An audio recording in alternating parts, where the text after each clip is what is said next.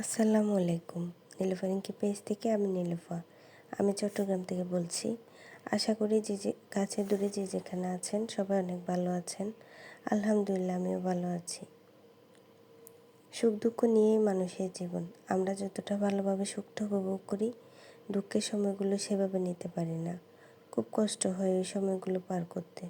তাই সবাই নিজ নিজ জায়গা থেকে আল্লাহর কাছে চাইব দুঃখময় দিনগুলোতে যেন আমরা ধৈর্য ধারণ করতে পারি। অনেক কথাই বলে ফেললাম, ভুল কিছু বলে থাকলে ক্ষমা করবেন। আপনারা যারা আমার ভিডিও দেখছেন সবাইকে অনেক অনেক ধন্যবাদ। আমার ভিডিও যদি আপনাদের একটু ভালো লেগে থাকে প্লিজ একটা লাইক দিয়ে যাবেন।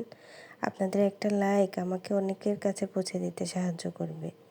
আজকে ব্লগটা সন্ধ্যার পর থেকে শুরু করেছি। সন্ধ্যার নাস্তার পর কাপ প্লেটগুলো ধুয়ে নিয়েছি। এরপর বাজার থেকে আনা ধনেপাতা, কাঁচামরিচ, লাল শাক এসব পরিষ্কার করে নিচ্ছিলাম। ধনেপাতা আর কাঁচামরিচ পরিষ্কার না করলে দেখা যায় সহজেই পচে যায়।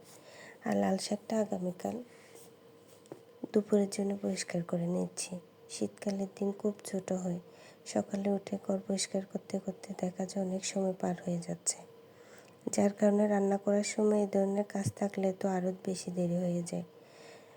এরপর দেখা যায় গোসল নামাজ সব দেরিতে হচ্ছে, তাই শাকটা রাতেই বেছে রাখলাম।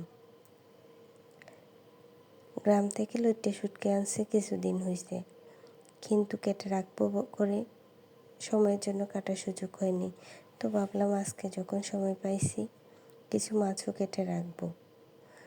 সব তো আর একসাথে সম্ভব না, তাই অর্ধেক নিলাম, বাকি অর্ধেক অন্য কোনো সময় কাটবো।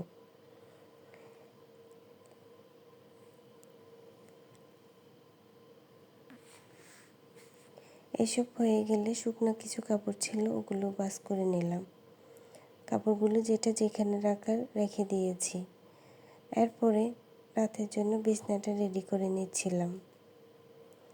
বিছনাটা রেডি করে ঘরটা ঝাড়ু দিয়ে দিব। ঘরটা ঝাড়ু দিয়ে থাকলে সকালে আর খারাপ লাগে না, ঘুম থেকে উঠে অনেক বেশি ভালো লাগে।